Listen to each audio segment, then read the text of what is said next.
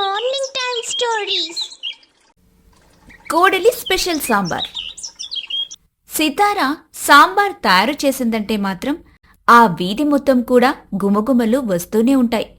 వారందరూ కూడా ఆ సాంబారు వాసన్ని పీల్చుకొని బతికేస్తే చాలు అన్నట్టుగా ఉండేవాళ్లు. అయితే మరికొందరు మీనా దగ్గరికొచ్చి, అమ్మాయి సితారా, నువ్వు చేసే ఈ సాంబార్ కోసం నేను ఎంత దూరం నుంచొచ్చానంటే చెబితే నువ్వు నమ్మవు, అంత దూరం నుంచొచ్చాను. మీకంటే ముందు వచ్చిన వాళ్ళు చాలామందున్నారు బామ్మగారు. కొంచెం పక్కన నించుంటే సాంబార్ కాగిన వెంటనే మీకు పోస్తాను అని మాట్లాడుతూ ఉంటుంది. అంతమంది జనాన్ని చూసిన సీతారా భర్త మామయ్య ఇద్దరూ కూడా, ఈరోజు మన ఇంట్లో సాంబార్ అనుకుంటా, అందుకే ఇంతమంది మన ఇంటి దగ్గర ఉన్నారు. ఈ అమ్మాయి గనక సాంబార్ పెడితే మనం ఆస్తులు అమ్ముకోవాలి అనుకుంటూ లోపలికి వెళ్తారు. సీతారా హడావిడిగా వంట చేసి వాళ్లందరికీ కూడా సాంబార్ పోసి పంపిస్తుంది. వాళ్లందరూ వెళ్లిపోయిన తర్వాత అత్తగారు, ఎందుకే సీతారా ఇలా అందర్నీ నీ వంటతో ఆకట్టుకుంటున్నావు? అసలు నువ్వు సాంబార్ ఎలా చేస్తావో నాకు అస్సలు అర్థం కాదు. నేను చేస్తే మాత్రం అస్సలెవ్వరికీ రాదు. ఏంటో నువ్వు చేసే వంట కోసం ఈ వీధి మొత్తం ఎదురు చూస్తుంటారు అని అత్తగారు అంటుంది. ఆ మాటలకి సీతారా, అదొక మాయాజాలమత్తయ్యా అని నవ్వుకుంటూ వెళ్ళిపోతుంది. ఆ రోజు గడిచిపోతుంది. మరుసటి రోజు అత్తగారు ఆ సాంబార్ గురించి ఆలోచన చేస్తూ ఉంటుంది. కొంత సమయం తర్వాత అత్తగారు కోడలి దగ్గరికొచ్చి, అమ్మా సీతారా, రేపు నువ్వు సాంబార్ చెయ్యమ్మా. ఎందుకో నాకు దాన్ని తినాలని అనిపిస్తుంది. తప్పకుండా చేస్తా అత్తయ్యా అని అంటుంది. ఆ రోజు గడిచిపోతుంది. ఆ తర్వాత రోజు అత్తగారు సీతారా సాంబార్ చేస్తూ ఉండగా ఏం చేస్తుందా అని ఆమెకు తెలియకుండా గోడచాటు పిల్లిలాగా నక్కి నక్కి చూస్తూ ఉంటుంది. అత్తగారు అక్కడున్న దృశ్యాన్ని చూసి బెంబేలెత్తిపోతారు. ఎందుకంటే సీతారా కూరగాయల్ని కత్తితో కోయకుండా తన నోటితో ముక్కలు చేస్తూ ఉంటుంది. దాన్ని చూసిన అత్తగారు, చేచి, ఎన్ని రోజులు ఇదిలా చేసిన సాంబార్ తిన్నానా? తలుచుకుంటేనే చాలా భయంగా ఉంది. ఈ దృశ్యాన్ని నేనొక్కదాన్నే చూడ్డం కాదు, చుట్టుపక్కల వాళ్ళందరికీ చూపించాలి. రెండోసారి మా ఇంటికి ఒక్కరూ రారు అని అనుకుని చుట్టుపక్కల వాళ్లందరినీ పిలుచుకొచ్చి ఆ దృశ్యాన్ని చూపిస్తుంది. వాళ్లందరూ దాన్ని చూసి చాలా ఆశ్చర్యపోతారు. అప్పుడు వాళ్లంతా, చీ, ఇన్ని రోజులు మీ కోడలు సాంబారంటే అద్భుతంగా ఉందని ఎంతగానో గొప్పగా చెప్పుకునేవాళ్లం, ఇప్పుడు చెప్పుకోవాలంటే భయంగా ఉంది అంటూ వాళ్లందరూ మాట్లాడుకుంటారు. వాళ్లల్లో ఒక ఆమైతే కొంచెం కోపంగా, ఓసేయ్, కోడల్ని ఒక క్రమశిక్షణ పెట్టడం అంటే నీకు కొంచెం కూడా తెలియదనుకుంటా. నువ్వు గనక నా కోడలైతే నడ్డి వంచి మూలన కూర్చోబెట్టేదాన్ని. ఇంట్లో ఉన్న కోడలు ఇలాంటి పనులు చేస్తుంటే నువ్వు పట్టించుకోకుండా మా దగ్గరకొచ్చి ఇలా చూపిస్తావా? ముందు దాన్ని కాదు, నిన్ను దంచాలి అంటూ ఆమెని కొట్టబోతుండగా చుట్టుపక్కల వాళ్లు అడ్డుకుంటారు. నా పరువు తీయడానికే నా కోడలిలా చేసిందని నాకు ఇప్పుడే అర్థమైంది. దాని పని చెప్పే సమయం తొందరలోనే ఉంది అని అనుకుని వాళ్లందరినీ అక్కడ్నుంచి వెళ్లిపోమని ప్రాధేయపడుతుంది. వాళ్లక్కడ్నుంచి వెళ్లమని, మీ కోడలు పని చెప్పే వెళ్తామంటూ సూరమ్మ చెబుతున్నా వినకుండా లోపలికెళ్తారు. ఇక అందరూ కలిసి కోడల మీద గొడవకు దిగుతారు. ఆడవాళ్లందరూ వాళ్ల ఇష్టం వచ్చినట్టుగా మాట్లాడుతూ ఉంటారు. ఓసే నీ వంట తగలయ్యా, ఎందుకే మమ్మల్ని ఇలా ఎందుకు చేయాలనిపించింది? కొంచెం కూడా బుద్ధి లేదా? మంద బుద్ధిదానా, బుద్ధి తక్కువదానా, ఎందుకు ఇలాంటి పనులు చేస్తున్నావు? మీరందరూ నేను చేసిన సాంబార్ తిని నా మీదకు తిరుగుబాటుకు రావటం నాకు అస్సలు బాలేదు. అప్పుడు వాళ్లంతా, ఒసేయ్, నువ్వు చేసావులే దిక్కుమాలిన సాంబార్. ఇన్ని రోజులు మేము దాన్ని తిన్నందుకు చాలా బాధపడుతున్నాం. నువ్వు సాంబార్ ముక్కలు ఇలా కోసేస్తున్నావని బాగా అర్థమైంది. నోటితో కూరగాయలు కోసివేయటమేంటో, చిచి, ఆ దరిద్రాన్ని తలుచుకుంటేనే భయంగా ఉంది. వాళ్లలా మాట్లాడుతూ ఉంటే అత్తగారు ప్రభావతి చాలా సంతోషంగా నవ్వుకుంటూ ఉంటుంది. దాన్ని గమనించిన సితారా, అత్తయ్య, ఇదంతా మీ పనా? నాకు బాగా అర్థమైంది. ఇప్పుడు చూడు, ఇదంతా నీ మీదకే ఎలా తోసేస్తాను అని తనలో తాను అనుకొని వాళ్లతో, అయ్యో దేవుడా, నేను ముందే చెప్పాను అలా చేయడం చాలా తప్పని. నా మాట వింటేనేగా వాళ్ళందరికీ అలాగే చేయాలని పదే పదే గుచ్చి గుచ్చి చెప్పారు. ఆ మాటలు వింటున్న వాళ్ళందరూ కూడా ఆశ్చర్యంగా చూస్తూ, ఎవరు చెప్పారు, ఏం చెప్పారు అని అడిగారు.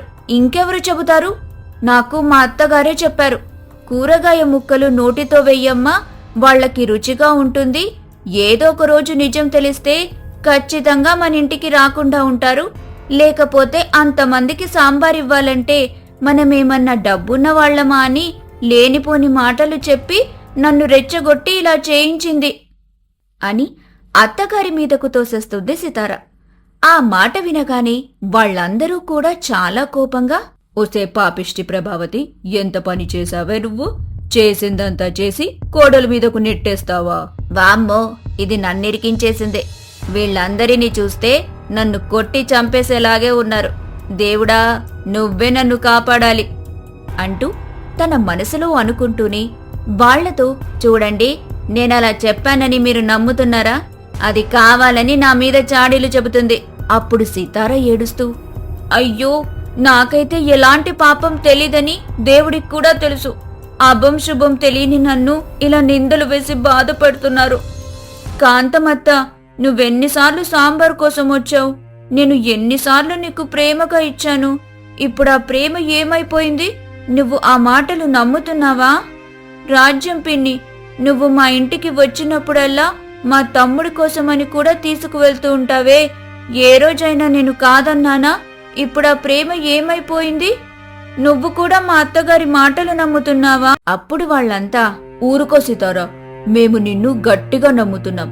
నువ్విలాంటి పని చేయవని, మీ అత్తగారే చేయించిందని. ఉసై ప్రభావతి, నువ్వైపోయావే మా చేతిలో అంటూ తలో కర్ర తీసుకుని అత్తగారి వెంట పడతారు. అత్తగారు భయంతో పరిగెడుతూ ఉంటారు. ఆమె పరిగెత్తి పరిగెత్తి బాగా అలసిపోయి మళ్లీ తిరిగి ఇంటికి వచ్చింది. అత్తయ్య, పరిగెత్తి పరిగెత్తి పాపం అలసిపోయినట్టున్నారు. ఈ బూస్ట్ కలిపిన పాలు తాగండి అని చేతికిచ్చింది. ఆమె దాన్ని తీసుకుంటూ ఉండగానే వాళ్లంతా, ఒసే ప్రభావతి, ఇక్కడే ఉన్నావా అంటూ మళ్ళీ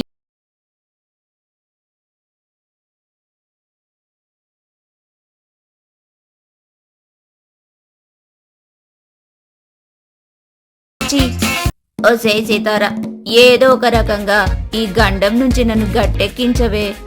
అయితే నేను చెప్పినట్టు చేయండి అంటూ చెవిలో ఏదో చెబుతుంది. అందుకు ఆమె సరే అని అక్కడ నిలబడి వాళ్లతో, ఆగండి, అసలు నేను ఏం తప్పు చేశానని మీరిలా నన్ను వెంటపడి మరీ కొట్టాలని చూస్తున్నారు? అసలు నేను చేసిన దాంట్లో ఏమాత్రం తప్పులేదు. మీరు రుచికరమైన సాంబార్ తినాలనే నా ఉద్దేశం. అందరిలాగా కాకుండా కొంచెం డిఫరెంట్గా ఆలోచిస్తే ఇలా జరిగింది. అయినా సీతారకేమన్నా అంటువ్యాధులున్నాయా? ఆమె నోటితో ఇలా చేసినంత మాత్రాన మీకేమైనా రోగాలంటుకున్నాయా? అసలు సితార ఎవరు? మన అందరికీ ప్రేమతో సాంబార్ పంచే దేవత. మీరు ఆమె ఎంగిలి గురించి ఆలోచించారు కానీ ఆమె ప్రేమగా ఇచ్చిన సాంబారు గురించి ఆలోచించలేదు. శ్రీరాముడికి కూడా శబరి ఎంగిలి పండ్లనిచ్చింది. శ్రీరాముడంతటి వాడు ఆమె ప్రేమను చూసి తిన్నాడు. మీరిప్పుడు సితారలో నాలో ప్రేమను చూడటం లేదు. మీదంతా కపట ప్రేమ. నేను మిమ్మల్ని ప్రేమించాను కాబట్టి అంత రుచికరమైన సాంబారు చేయిస్తున్నాను. మీరందరూ నా స్నేహితులు. మీకోసం నేను ప్రాణాలైనా ఇవ్వడానికి సిద్ధంగా ఉన్నాను. కానీ మీరు మాత్రం నా ప్రాణాలు తీయడానికి వచ్చారా అంటూ మొసలి కన్నీరు కారుస్తుంది. ఆమె అలా చెప్పడంతో వాళ్లందరూ కన్నీటి పర్యంతమైపోతారు. దాన్ని చూసిన సితారా, పర్లేదు, నేనిచ్చిన సలహా బాగా పనిచేస్తుంది. ఇప్పుడు నేను రంగంలోకి దిగాలి అని అక్కడికి వస్తుంది. మా అత్తగారు చెబుతుంటే ఇప్పుడు కూడా నాకు అలాగే అనిపిస్తుంది. మీరందరూ నా ప్రేమను చూడటం లేదు. కేవలం ఎంగిలి చేశానన్న ఒక్క విషయం మాత్రమే మీ ముందుంది. మా అత్తగారు కూడా ఆలోచించింది మీ గురించే. మీకు ప్రేమగా సాంబార్ పంచాలన్నది ఆమె ఉద్దేశం. నా ఉద్దేశమైనా కూడా అదే. మేము కేవలం ప్రేమతోనే హృదయాలను గెలుచుకోవాలని అనుకున్నాం. కానీ మీరందరూ ఇలా అంటారని అస్సలు ఊహించలేదు అంటూ ఏడవటం మొదలు పెడుతుంది. దాన్నంతా చూసిన వాళ్ళు కూడా ఏడవటం మొదలు పెడతారు.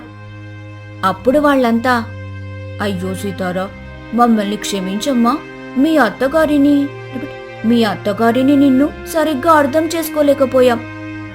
ప్రభావతి, నువ్వు నిజంగా ప్రేమను పంచాలనుకుంటున్నావు. ఇంకెప్పుడు మేము ఇలాంటి పొరపాటు చేయము.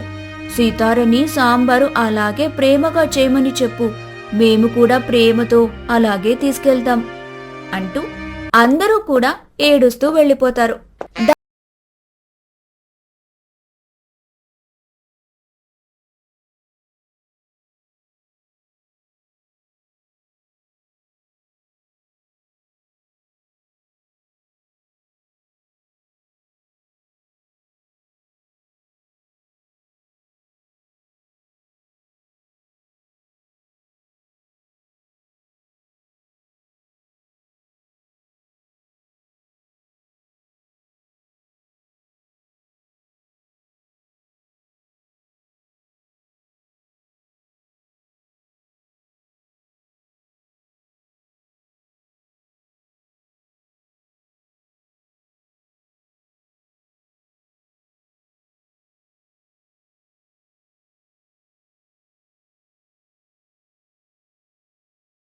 షేర్ చేయండి.